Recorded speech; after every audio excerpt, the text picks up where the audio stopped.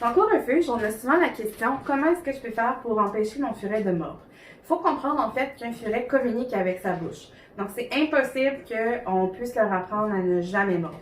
Mais on peut quand même jouer sur le niveau de la morsure. En général, il va y avoir 4 grands types de morsures. Donc, on va avoir un furet qui va mordre parce qu'il est trop excité, qui cherche l'interaction avec son maître, des choses comme ça. On va avoir des morsures, par exemple, de stress. Donc, un animal qui arrive dans un nouvel environnement, il est stressé, il a peur. On va avoir aussi des morsures de furets qui veulent jouer, mais qui ne savent pas se doser, donc qui vont mordre trop fort. Et on va avoir des morsures de furets qui vont être malades, qui vont être en douleur.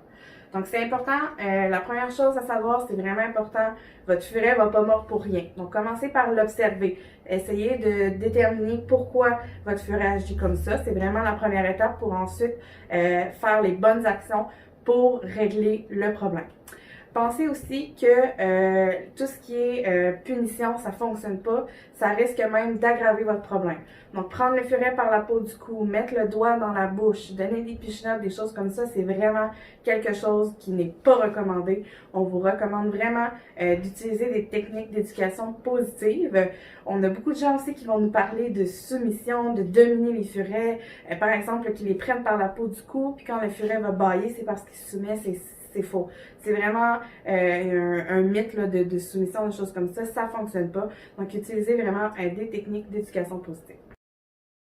Le premier type de morsure, donc les morsures d'excitation, on va retrouver ça chez des furets qui ont beaucoup trop d'énergie. Donc, ça peut être simplement des furets qui sont en général plus énergiques. Donc, je pense aux Canadiens ou bien des furets qui n'ont pas assez sorti. Parfois, ça arrive que les gens vont nous dire « Oui, mais mon furet, il sort son 4 heures par jour, puis pourtant, il est toujours plein d'énergie. » Est-ce que vous vous assurez de stimuler votre furet? Parce qu'un furet qui sort dans un environnement qui est toujours le même, il va très rapidement s'ennuyer. Donc, à partir du moment où il va y avoir une nouvelle stimulation, c'est sûr et certain qu'il va devenir super excité et qu'il peut vous mordre. Donc, assurez-vous que votre furet sort assez, qu'il est assez stimulé. Comme ça, ça devrait vraiment beaucoup aider au niveau de la morsure d'excitation. La deuxième type de morsure, ça va vraiment être au niveau du jeu.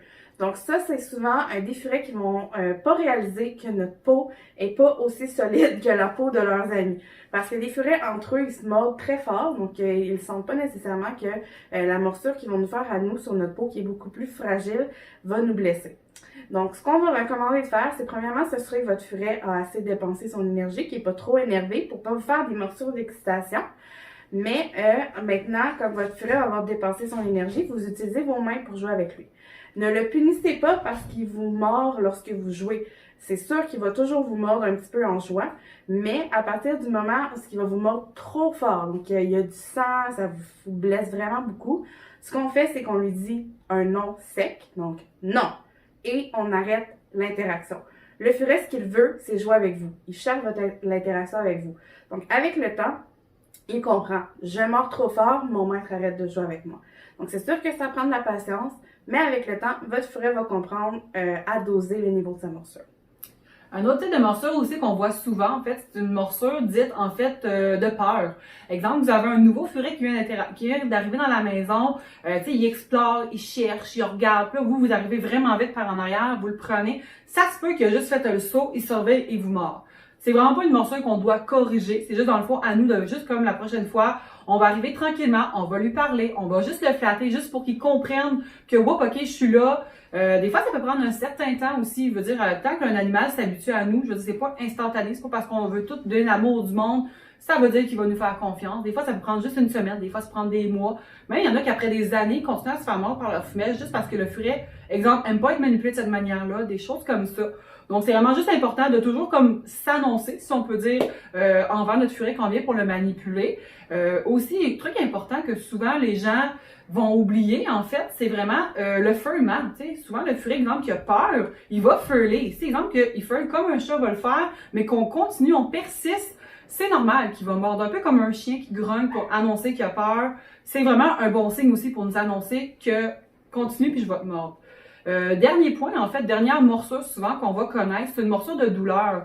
Autant surtout pour le furet, en fait. Exemple que votre furet a jamais mordu, il a toujours été super fin, puis du jour au lendemain, hop, on arrive, on le prend, il mord, on le manipule d'une certaine manière, puis hop, il nous mord encore. Il y a peut-être des douleurs en quelque part. Il est en train de nous communiquer que, hop, quand tu me prends cette patte-là, j'aime pas ça, ou tu le touches sur le dos, il sort vite, il aime pas ça. C'est vraiment des signes que notre animal va pas bien. Il faut vraiment être à l'écoute de son animal, de dire, OK, non, habituellement, il faisait pas ça, c'est vraiment pas normal. On va faire un tour chez le vétérinaire avant, dans le fond, d'aggraver la situation pour vraiment prévenir aussi les coûts parce qu'on sait tous que plus qu'on attend pour aller chez le vétérinaire, pire que la facture va être, en fait. Aussi, il faut toujours penser que ça arrive que les furets vont toujours mordre les pieds, qu'ils vont mordre les nez. Ça, c'est quelque chose qui peut être à vie. Donc, on a des furets qui adorent les nez, on a des furets qui adorent les pieds. Donc, essayez d'observer la situation. Est-ce que votre furet vous mord particulièrement les pieds parce que vous avez des bas? Est-ce qu'il préfère quand vous n'avez pas de bas? Est-ce qu'il préfère avec des souliers? Donc, adaptez-vous à la situation. Pour ce qui est des nez, donc mettez pas les furets proches de votre visage si c'est un mordeur de nez. Ça se peut qu'il soit mordeur de nez à vie, ça se peut que ça finisse par lui passer, mais c'est quelque chose qui vient avec l'animal. C'est aussi une des raisons pourquoi on recommande pas les furets avec des très jeunes enfants. Donc, c'est des animaux qui vont mordre pour toute leur vie. Ça peut faire peur aux enfants. Il y a aussi certains niveaux. Donc, les enfants sont excités, j'ose avec eux. Le furet mord. Donc, faut vraiment s'assurer soit qu'on apprend à l'enfant à respecter l'animal correctement, ça c'est avec tous les animaux, mais particulièrement avec les furets, ou bien que l'enfant comprend que le furet peut le mordre. Et il faut toujours que ça soit sous surveillance.